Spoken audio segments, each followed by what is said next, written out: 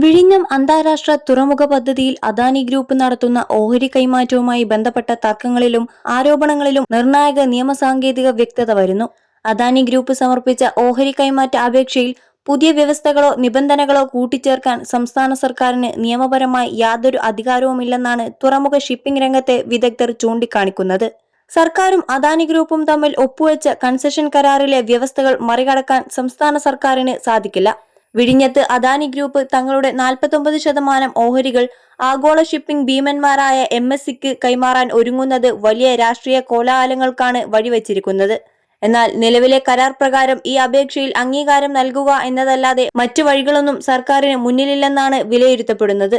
49% ഓഹരി വിൽക്കുന്നത് ശരിയാണോ തെറ്റാണോ എന്ന് പരിശോധിക്കാനോ അതിൽ തീരുമാനമെടുക്കാനോ ഉള്ള അധികാരം കൺസെഷൻ കരാർ പ്രകാരം സർക്കാരിനില്ല. രണ്ട് സ്വകാര്യ കമ്പനികൾ തമ്മിൽ ബിസിനസ് ധാരണയിലെത്തുമ്പോൾ അത് മുൻകൂട്ടി സർക്കാരിനെ അറിയിക്കേണ്ടതില്ല എന്നതും ശ്രദ്ധേയമാണ്.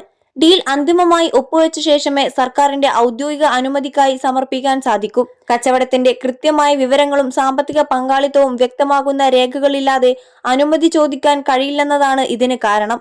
അതിനാൽ MSCയുമായി ധാരണയിലായ ശേഷമാണ് അദാനി ഗ്രൂപ്പ് സർക്കാരിന് മുന്നിലേക്ക് അപേക്ഷ നൽകിയത്.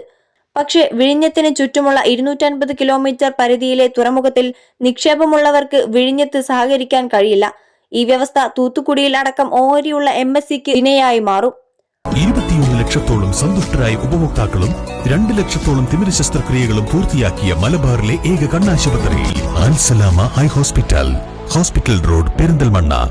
ഓഹരി കൈമാറ്റം നടക്കുന്നതോടെ വിഴിഞ്ഞം തുറമുഖത്തിന്റെ നിയന്ത്രണം MSCക്ക് പൂർണ്ണമായി ലഭിക്കുമെന്ന തരത്തിലുള്ള പ്രചാരണങ്ങളും വിദഗ്ധർ തള്ളിക്കളയുന്നു. വിഴിഞ്ഞം തുറമുഖം MSCയുടെ മാത്രം കുത്തകയായി മാറാൻ പോകുന്നുവെന്ന ഭയം അടിസ്ഥാനരഹിതമാണ്. ഏതെങ്കിലും പ്രത്യേക ഷിപ്പിംഗ് കമ്പനിക്ക് മാത്രം തുറമുഖം വിട്ടു നൽകാനോ മറ്റു കമ്പനികളുടെ മദർഷിപ്പുകൾക്ക് അനുമതി നിഷേധിക്കാനോ അദാനിക്കോ MSCക്കോ സാധിക്കില്ല.